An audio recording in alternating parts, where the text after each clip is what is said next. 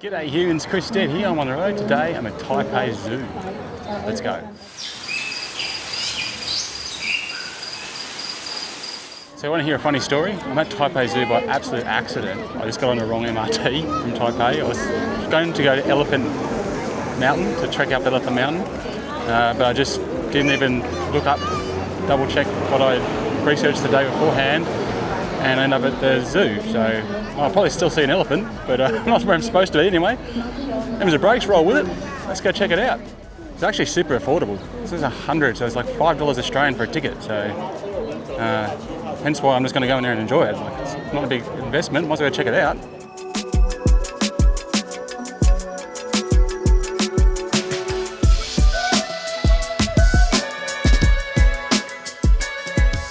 All right, which animal do you want to go see? Yeah. Okay. We're just going to be winging it. Really easy to get to. So I just got the wrong MRT, as it turned out. But yeah, I just got it to the end of the line. I think it was the like an olive colour. I don't know what they call it.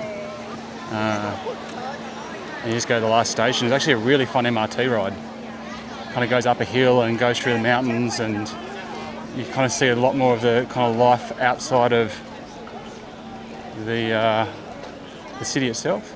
And it's worth it just from that perspective, to be honest. You can do the gondola ride here as well, which is just on the other side of the MRT, so it's like either walk towards the zoo or you walk towards the gondola, but the gondola was going to take too long for the amount of time I had today, so maybe I'll be back here. Next time it won't be a mistake. Flamingos, awesome. Yeah, I've never seen a flamingo before.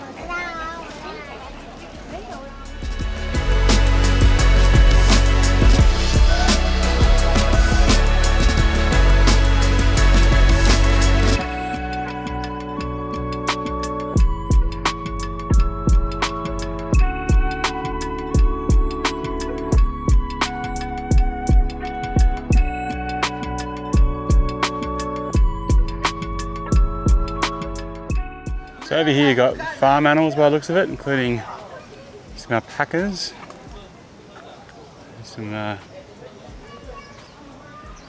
camels in here as well. So this is super interesting. This is how they do koalas in Taiwan.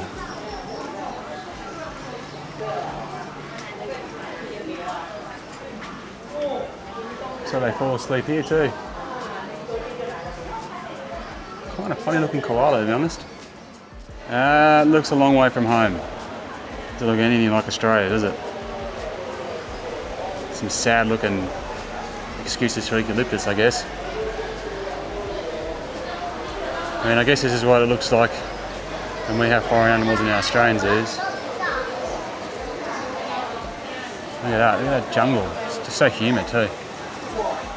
Now here's a cultural thing I just don't get. They all use umbrellas, but none of them wear hats.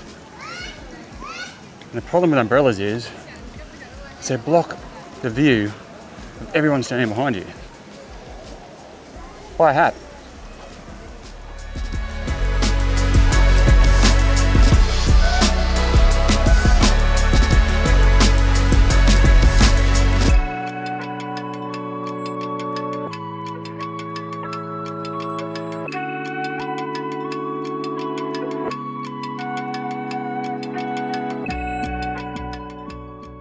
And catch one of those up to the top of the hill. There's a bit of a queue at the bottom, so I'm walking it. So I was supposed to go to Elephant Mountain, and I went to the wrong spot, but now I'm walking up a mountain to see an elephant, so it's not a complete loss. Even the desert animals are hiding from the heat.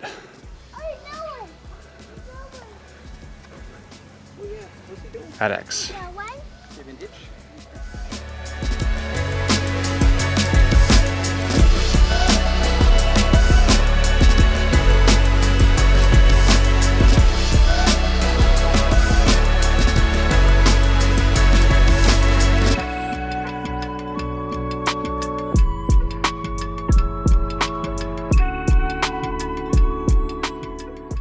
So I am a little bit surprised by just how many no-shows there are.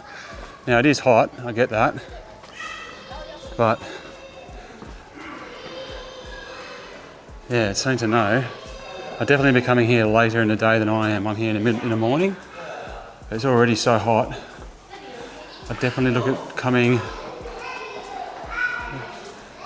at dusk potentially, or towards dusk. There's been probably a 50% no-show, or sitting right at the back, kind of just the lemur. They're sitting at the back under a shelter, you know. Oh, here we go. Here's some action. G'day, buddy.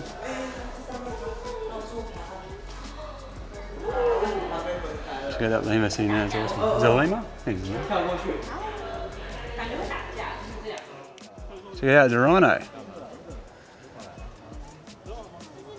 Doing his best to stay cool. Just trying to... It's a shame they don't have enough water for him to actually submerge himself. Then again, the zoo quality over in Asia is never that great. Went to a zoo once in Chongqing, the biggest city in the world, like 40 million people or something. And that was scary, how bad that was. I almost got taken out by a hippo, no joke. It just came over the fence, it was like a knee-high fence. Family gorillas. Big boy. Unfortunately, you can't see them not through glass. There's a giraffe. Standing, waiting. Where's my food? Let me into the shade.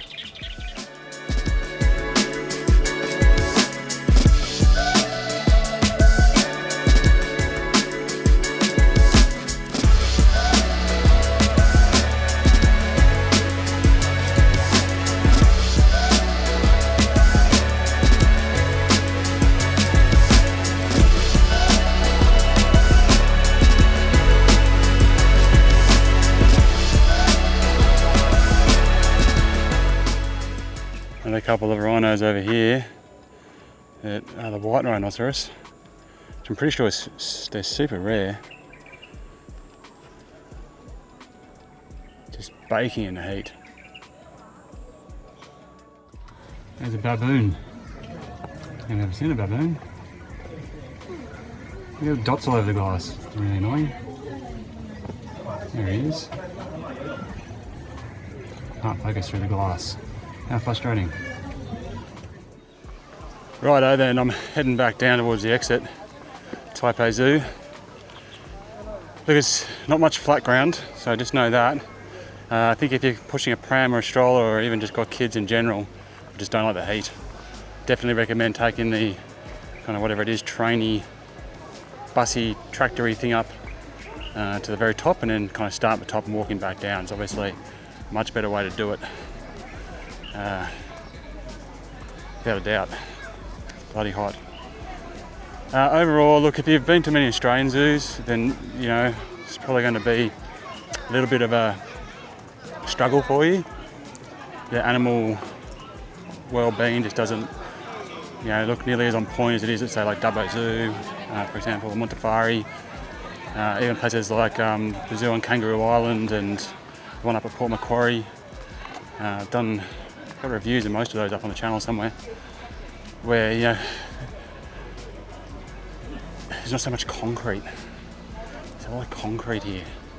And all of the animals that you want to see, most of them, or you know, most of the exciting ones, like your lions and your gorillas and the like, are all baboons. They're all kind of behind glass. So there's no kind of non-glass viewing area, which is a bummer. Because the grass is really grubby and dirty. It's very humid. In terms of the time that you should come here, my mouth is so dry. I've been hiking up this hill and it must be 32 degrees, feels like 40. Yeah, just make sure you try and come, I reckon, a bit later in the day, like right on dusk. I don't know what time this place closes actually, or really early in the morning. Like try and, because even though a lot of these animals come from desert environments, or even the Australian animals from a hot climate, it's not muggy, not like it is here. And there were just so many no-shows. Like, even the lines weren't out, you know. So they take that into account, but then again, I'd say that the price greatly kind of accommodates that in a way. Like, it was $5 Australian to get in here.